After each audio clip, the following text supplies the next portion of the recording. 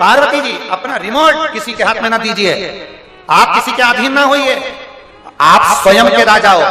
एक छोटी सी भी अगर पान की दुकान भी लगा रहे हो तो आप राजा हो, एक सब्जी का ठेला भी लगा रहे हो तो आप राजा हो, एक जरा सा जूता चप्पल भी बना रहे हो तो आप राजा हो, एक साधारण से साधारण काम भी कर रहे हो तो आप राजा हो, खेत में काम कर रहे हो तो राजा हो, एक साधारण सा किसी के बर्तन धोने का भी काम कर रहे हो तो राजा हो। किसी पर अधीन होकर नहीं जी रहे, अपनी मेहनत से 2 रोटी खा रहे हो तो तुम राजा हो। अपनी मेहनत से 2 रोटी खा रहे हो आप राजा हो, किसी के अधीन होकर नहीं जीना, बाबा के भरोसे रहना। शंभो शरण मांगू घड़ी रे दूध का दया करीन दर्शन आपो, भोलेनाथ दया करना,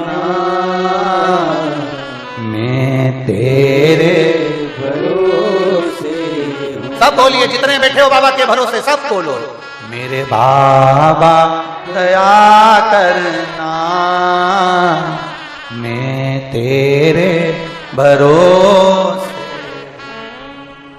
ना घर के भरोसे हूँ, ना परिवार के भरोसे हूँ, ना घर के भरोसे हूँ, ना परिवार के भरोसे हूँ, मेरे बाबा दया करना, मैं तेरे भरोसे हूँ, भोले बाबा दया करना, मैं तेरे भरोसे हूँ। ना इनके भरोसे हूँ, ना उनके भरोसे हूँ, ना इनके भरोसे हूँ, ना उनके भरोसे हूँ, मेरे बाबा दया करना, मैं तेरे भरोसे हूँ, भोले बाबा दया करना, मैं तेरे भरोसे हूँ। शंकर भगवान ने पार्वती जी को समझा दिया। पार्वती जी के चित्तवृत्ति में यह बात बैठ गई, माता पार्वती जी के मन में यह बात बैठ गई। पार्वती जी ने शब्द शिव जी के सम्मुख में माता लक्ष्मी जी से कहा, लक्ष्मी, जो सुख तुझे बैकुंठ में नहीं मिलता होगा वो सुख मुझे महादेव के चरणों में प्राप्त होगा। कौन सा सुख? वो कौन सा सुख है जो बैकुंठ में नहीं मिलता, महादेव के चरणों में मिलता है? कहा, तूने अपने पति को श्राप दे दिया। लक्ष्मी, तूने अपने पति को श्राप दे दिया था। जरा सा तुम्हारे पति नारायण हंसे और लक्ष्मी तुमने श्राप दे दिया। नारायण, मैं तुम्हें श्राप देती हूं कि तुम घोड़े जैसे हंसे हो, तुम घोड़े का मुख तुम्हारा लगेगा। और भगवान नारायण को हयग्रीव अवतार धारण करना पड़ा, उनको घोड़े का मुंह लगा। जो सुख तुम्हारे बैकुंठ में नहीं लक्ष्मी, वो सुख मेरे महादेव के चरणों में है। नारायण आपको श्राप दे देते हैं, आप नारायण को श्राप दे देती हो, ये सुख नहीं है। भले झोपड़े में रहे पर नारी का सम्मान होता रहे तो वो दुनिया का सबसे बड़ा सुख है।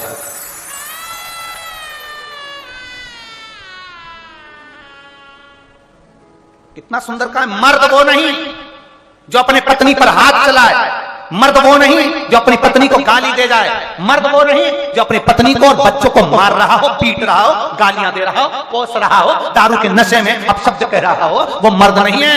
मर्द वो है जो अपनी पत्नी का सम्मान करे, आदर करे, इज्जत करे, वो मर्द है।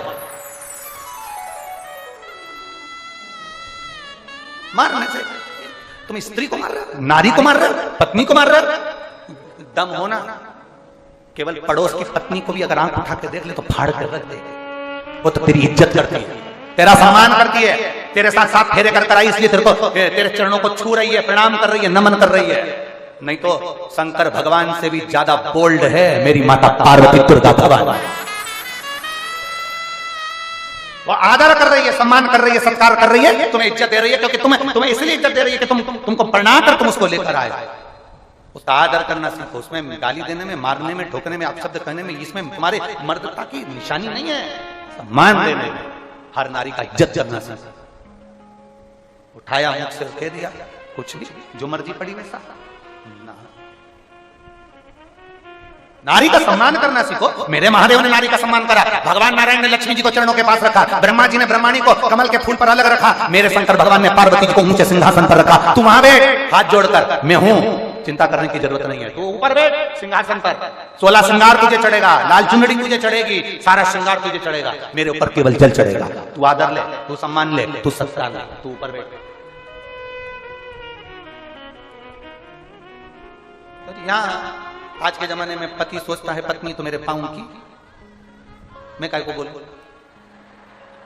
आज के जमाने में व्यक्ति सोचता है पत्नी तो हमने कह दिया पानी लाओ, पानी ला कर दे दिया, चाय बनाओ, चाय बना कर ला कर दे दी, ये कर दो, वो कर दे दिया, जो तुमने बोला उसने कर दिया। अब एक दिन उसको जरूरत पड़ गई, वो 7 दिन 5 दिन रजो धर्म से आ गई और उसने तुमसे कह दिया 1 लोटा पानी ला कर दे क्या इतनी देर में। तो तेरे बाप का नौकर, तेरे बाप का नौकर।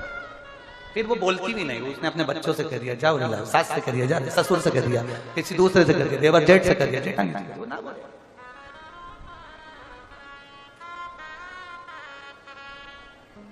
भला किसी का कर ना सको तो आता है, आप लोगों को ये आता है बोलना?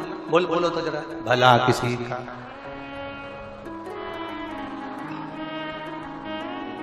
आगे आगे बोला, फूल नहीं बन सकते तो बहुत जोरदार, इतनी जोरदार बातें तुमको आती है, तुम्हारे बराबर दुनिया में कोई समझदार नहीं है। पर केवल कथा तक ये समझदारी मत रखना, घर जाने के बाद भी यहां से ऐसे जाना, वहां जाने के बाद घर के लोगों को भी लगे जब से कुबेरेश्वर धाम से आई है बदली दिख रही है, बदली सी दिख रही। यहां से जाने के बाद सिर पे पल्लू लेके पति भी सोचेगा हर साल चले जाया कर। इतने संस्कार आ गए 7 दिन में, इतनी थोड़ा बदलाव अपनी जिंदगी में दिखना चाहिए। मालूम पड़े कथा में से गए जैसे थे वैसे की वैसे ही रह गए तो घर के लोग भी कहेंगे गई काहे को, क्यों गई? थोड़ा बदलाव आना चाहिए। यहां से जाने के बाद अपने माता पिता, अपने सास ससुर, अपने घर के बड़ों का आदर करो, सम्मान दो। उनको भी लगना चाहिए कंकर शंकर की धरा से, महादेव की भूमि से आई है तो सम्मान करना सीखी है।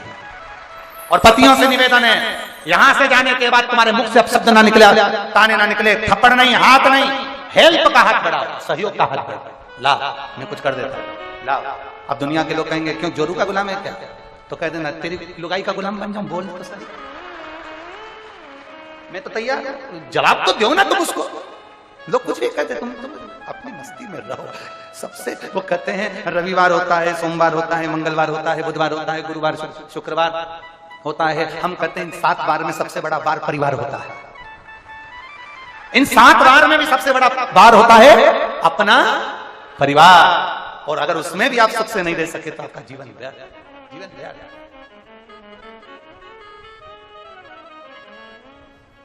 छोटे से झोपड़े में भी रहो ना, बड़े खुश होकर रहो।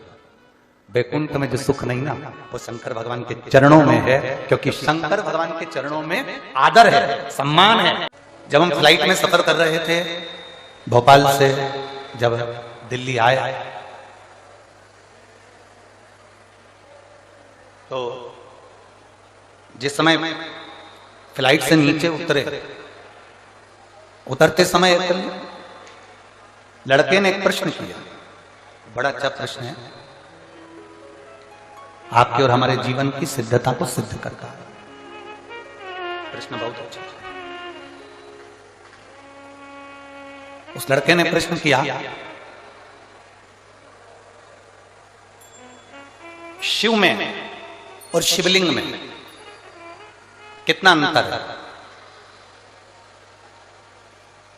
रेवाड़ी की जीजियों और हरियाणा के मेरे जितने जीजाउन बैठे हैं, बड़े सावधानी से सुनिएगा। शिव में और शिवलिंग में कितना अंतर है?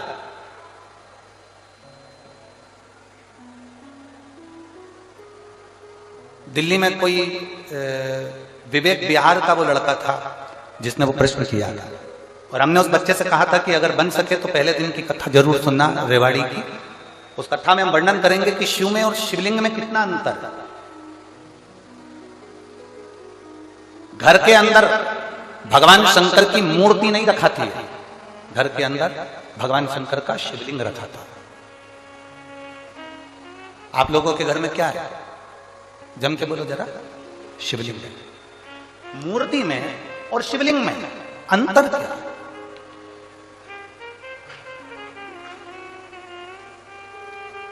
मूर्ति में और भगवान शंकर के शिवलिंग में अंतर क्या है? सबसे पहला अंतर तो आप अगर देखेंगे तो रावण का चरित्र उठाकर देखिए कि शिवजी में और शिवलिंग में क्या अंतर है। रावण भगवान शंकर के कैलाश धाम को शंकर जी के समेत उठा लेता है।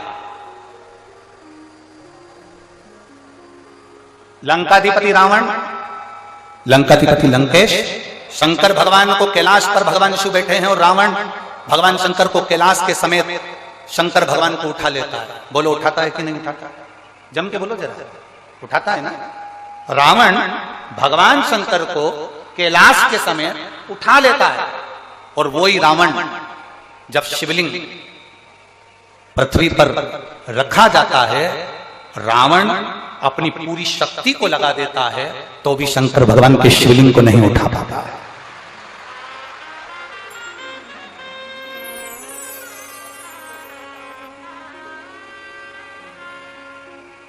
शिवलिंग नहीं उठा पाया, भगवान शंकर के शिवलिंग को नहीं उठा पाया, भगवान शंकर के शिवलिंग को नहीं उठा पाया। रावण शिव को उठा लिया, रावण ने कैलाश पर्वत को उठा लिया, पर रावण शिवलिंग को नहीं उठा पाता। आखिरी में लंकाधिपति रावण हार जाता है और शिवलिंग वहीं पर छोड़कर लंका चले जाता है, और वो शिवलिंग बैद्यनाथ जी के रूप में पूजा जाता है।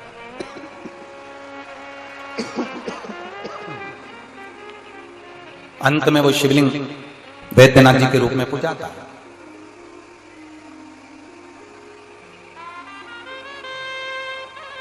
नहीं उठा वो शिवलिंग,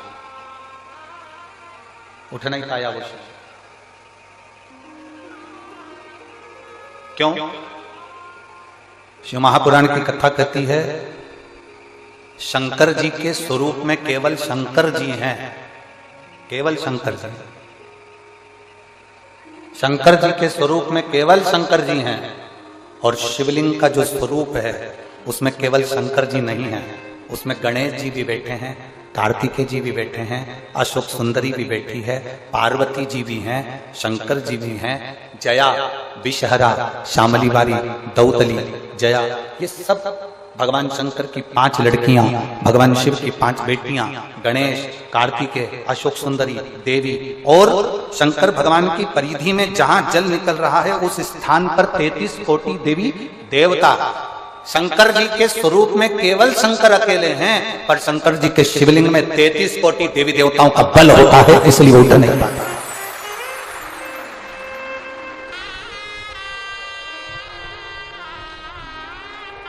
ब्रह्मा जी की पूजन करने के लिए कहीं नहीं जाना, भगवान विष्णु की पूजन करने के लिए कहीं नहीं जाना, इंद्र की पूजन करने के लिए कहीं नहीं जाना, गरुड़ वरुण की पूजन करने के लिए कहीं नहीं जाना, नवग्रह देवता की पूजन करने के लिए कहीं नहीं जाना, एक एक देवता की, कुल देवी, पितृदेव, वास्तुदेव, आहुतदेव, वासुकी देव, ये सारे देवताओं की पूजन करने के लिए कहीं नहीं जाना।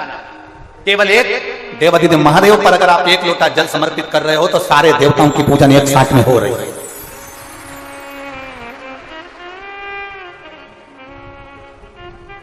शिव को उठाना सरल है, पर शिवलिंग को उठाना कठिन। और दूसरा प्रसंग आया, आप लोग वृंदावन के नजदीक में रहते हैं, ब्रज की भूमि के करीब में है रेवाड़ी, गोवर्धन बाबा के नजदीक में आप निवास करते हैं। राजा कंस, जिस कंस ने अपना उपद्रव मचाया, जिस कंस ने सब कुछ अपना बना लिया, जिस कंस ने अपनी बहन को कारागार में डाल दिया, जिस कंस ने अपने दामाद को कारागार में डाल दिया, जो कंस भगवान कृष्ण का द्रोही बन गया, वो कंस महेंद्र पर्वत पर जाकर जिस जगह पर भगवान परशुराम बैठकर तप साधना करते हैं, कंस परशुराम भगवान को पर्वत के साथ में उठा लेता है।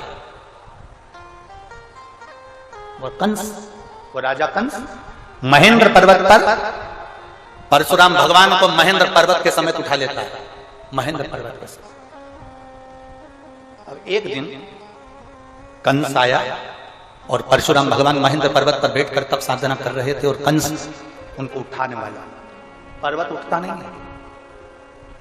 कंस जब भी महेंद्र पर्वत पर जाता था परशुराम भगवान को पर्वत के समेत उठा लेता था, पर आज पर्वत उठाने कंस ने एड़ी से चोटी तक का बल लगा लिया, पर वो महेंद्र पर्वत नहीं उठा और ना परशुराम भगवान उठे।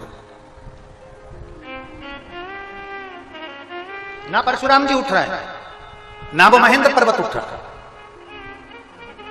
कंस को लगा कि आखिर हुआ क्या ऐसा कि जिस महेंद्र पर्वत को मैं उठा लेता था वो महेंद्र पर्वत आज उठ नहीं रहा। जिस परशुराम जी को मैं महेंद्र पर्वत से साथ में उठा लेता था वो महेंद्र पर्वत नहीं उठ रहा। आखिर बात क्या है? कंस की बुद्धि में ये बैठ नहीं पाया कि आखिर हो क्या रहा। रावण को भी ये सुध में था, मैं जब कैलाश पर्वत उठा सकता हूं, मैं जब शंकर भगवान को उठा सकता हूं, पार्वती जी को उठा सकता हूं, मैं गंगा की धार को उठा सकता हूं, मैं नंदीश्वर को उठा सकता हूं, तो फिर ये शिवलिंग क्या लगता है? शिवलिंग को उठाने में मेरा क्या जाता है?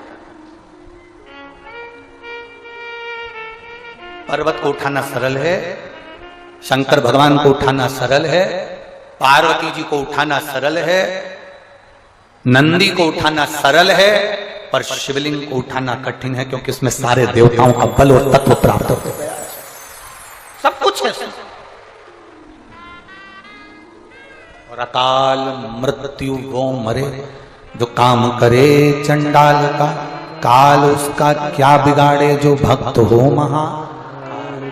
जो शिव का उपासक उसको क्या भय? या मेरी रेवाड़ी की इतनी सारी जीजियां बैठी हैं, इतने सारे जीजा बैठे हैं, इतनी सारी बेटियां, इतने सारे बेटा बैठे हैं, मेरी माताएं यहाँ पर विराजमान हैं। मैं उनसे पूछना चाहूंगा, कभी आपने किसी भी संत को, साधु को, सन्यासी को, तपस्वी को, देवता को, देवी को शंकर भगवान के स्वरूप की पूजन करते हुए नहीं देखा होगा? आपने जिसको भी देखा होगा शिवलिंग की पूजन करते देखा होगा। आपने किसी देवी देवता को शंकर के स्वरूप की पूजन करते हुए नहीं देखा होगा। आपने देखा होगा तो शिवलिंग की पूजन करते देखा। कारण क्या है? उसका एक कारण, प्रदोष, शिवरात्रि, सोमवार की अष्टमी। प्रदोष भी हर महीने आती है, शिवरात्रि भी हर महीने आती है, सोमवार भी हर महीने 2, 3, 4, 5 पड़ी जाती है। सोमवार की अष्टमी जरूर साल भर में 4 या 5 आती है। सोमवार, प्रदोष, शिवरात्रि, सोमवार की अष्टमी, ये वो तिथियां हैं, ये वो वार हैं। अगर कोई भूल से भी शंकर भगवान के शिवलिंग का निर्माण करता है या अपने घर में रखे हुए शिवलिंग पर शमी पत्र को समर्पित कर देता है, तो जिंदगी में उसका बाल बांका हो ही नहीं सकता है। प्रदोष के शमी पत्र में बल होता है। प्रदोष के शमी पत्र, मैं सुनील जी को धन्यवाद दूंगा, आपको बहुत बहुत साधुवाद। ये 5 दिन की कथा में 22 तारीख को प्रदोष पड़ रहा है और बाबा की कृपा है आप पर, जो ये प्रदोष के समय पर भी कथा चल रही है। कथा का समापन 23 को है, पर 22 को प्रदोष पड़ जाएगा। आज भले चोर था, भटकता रहा, आखिरी में देवराज शंकर जी के मंदिर में चोरी का सामान लेकर पहुंच गया। चोरी का सामान लेकर देवराज मंदिर में पहुंचा, शिव पुराण की कथा हो रही थी, कानों में 2 क्षण की कथा पहुंच गई। 2 क्षण की कथा कानों में पड़ गई। रेवाड़ी वालों, हरियाणा की पवित्र भूमि पर निवास करने वालों, याद रखना, अपने अपने पतियों से भी कहना, परिवार वालों से भी कहना कि 5 दिन की कथा ना सुन पाओ तो 1 मिनट की कथा शिव पुराण की जरूर सुनने चलना। दिन में, दोपहर में तुम्हें दुकान से फुर्सत ना मिले, अपने ऑफिस से फुर्सत ना मिले, अपनी नौकरी से फुर्सत ना मिले, तो पत्नियों से निवेदन है, अपने पति से जरूर कहना, रात्रि को हमारे साथ चलो, अपन घर में 2 रोटी बना लेते हैं, अपन थोड़ा सा पोहा बना लेते हैं, अपन मीठे भात बना लेते हैं, दोनों साथ में रख लेते हैं। कथा के पंडाल में रात के समय आओ, यहाँ का नजारा देखना तो किसी कुंभ के मेले से कम ना। अपने घर में थोड़ा सा हलवा बना लो, सीरा बना लो, थोड़ा सा मीठा चावल बना लो, थोड़ा सा कोई सामान बना लो, चलो अपन कथा के पंडाल में चलते हैं। शिव भक्त वहां बैठकर रात्रि का जागरण कर रहे होंगे, भजन कर रहे होंगे, उनका मुंह झूठा करा कराते। तुम्हें नौकरी से फुर्सत नहीं, तुम्हें काम धंधे से फुर्सत नहीं, करो अपना काम धंधा, करो नौकरी, पर पत्नी का फर्ज रात्रि को तो तुम फ्री हुए 2 घंटा 3 घंटा आधे घंटे इस सुंदर आनंदमय लीला का दर्शन करो। चलो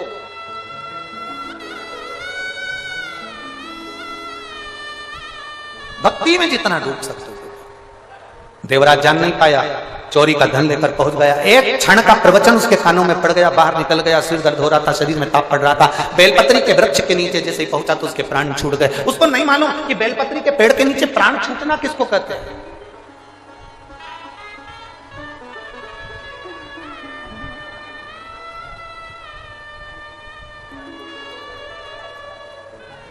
अभी हमने कथा में कहा था, प्रदोष काल में, प्रदोष के दिन एक शमी पत्र भी अगर हम शंकर जी को चढ़ा रहे हैं घर के शिवालय में, उसको उठाकर रखते जाओ। 4-5 प्रदोष का इकट्ठा करा हुआ वो शमी पत्र तुम्हारी जेब में रखकर तुम जाना, पहुंचो। उसका फल मिलता कि नहीं मिलता मालूम पड़ेगा। एक स्त्री को 1 साल बच्चा नहीं हुआ, 2 साल बच्चे नहीं हुए, 3 साल बच्चे नहीं हुए, 4 साल बच्चे नहीं हुए, इंतजार करती रही, सारे डॉक्टरों का इलाज करवा लिया। इलाज करवाने के बाद में डॉक्टर ने बोल दिया तुम्हारे यहाँ संतान का सुख नहीं है, आखिरी में हार गई। तब किसी पड़ोसन ने उसको कह दिया कि सफेद आंकड़े की जड़ का प्रयोग कर, तुम रुकाजी वाला प्रयोग कर। उसने किया। अब डॉक्टर ने कह दिया कि तुम्हारा गर्भ ठहर गया। जो डॉक्टर मना कर रहा था वही कर रहा है, तुम्हारा गर्भ ठहर गया। और डॉक्टर ने कहा कि तुम्हारे को कभी संतान का सुख नहीं होगा। और वो स्त्री यहां बैठी हुई है जिसको भगवान ने एक नहीं, क्योंकि भोलेनाथ कभी भी थोड़ा बहुत तो देता ही नहीं है। देवता देते हैं पल्ला झाड़ कर, महादेव देता है छप्पर फाड़ कर। एक नहीं 2 दे दिए, जुड़वा दिए, एक लड़का एक लड़की। कहीं बैठी हो अपने बच्चे को लेकर तो उठकर खड़ी हो सकती है। जो अपने जुड़वा बच्चे को लेकर आई हो तो वो खड़ी हो सकती है।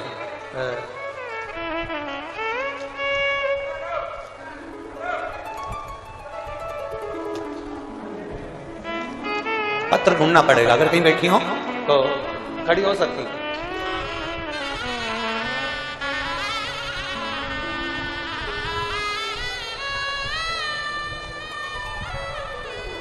अगर जुड़वा बच्चे को लेकर आई हो तो खड़ी हो सकती हैं, जहां कहीं बैठी हो अपना हाथ हिला सकती हैं। शिव तत्व की प्राप्ति पत्र उन्होंने लिखा।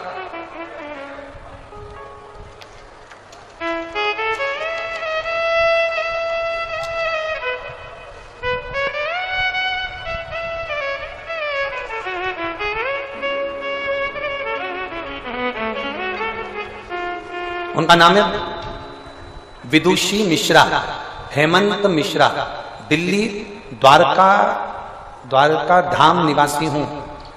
कहीं बैठी हो तो हाथ हिला सकती हैं जिनके घर में एक लड़का और एक लड़की का जन्म जुड़वा हुआ है। कहीं बैठी हो जिन्होंने पत्र भेजा है, अगर बैठी हो तो हाथ हिला सकती हैं। मेरा नाम विदुषी मिश्रा, हेमंत मिश्रा, दिल्ली द्वारका धाम निवासी हूं। कहीं बैठे हो तो हाथ हिला सकते हैं। शिव तत्व की प्राप्ति शंभो। एक भरोसा दड़ी बनाई, एक विश्वास को दड़ी कर दी। और जब भरोसा दड़ी होगा, विश्वास दड़ी होगा तो शिव को मिलने में देरी नहीं, शिव मिलेगा। जो देवराज बेलपत्री के वृक्ष के नीचे प्राणों को त्याग दिया, कैलाश धाम मिल गया उसको। कैलाश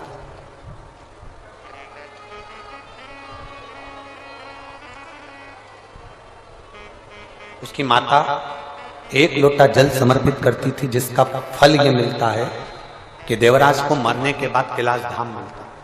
1 लोटा जल का फल ही है। सारी पुराणे 7 पीढ़ी को तारने की बात करती है, पर शिव महापुराण 71 पीढ़ी को तारने की बात करती है कि शंकर पर चढ़ाया गया जल का मात्र इतना। 1 पीढ़ी नहीं, 2 पीढ़ी नहीं, 7 पीढ़ी नहीं, 4-5 पीढ़ी नहीं, 7 पीढ़ी नहीं, 71 पीढ़ी को तारने की बात करती है शिव पुराण। भरोसा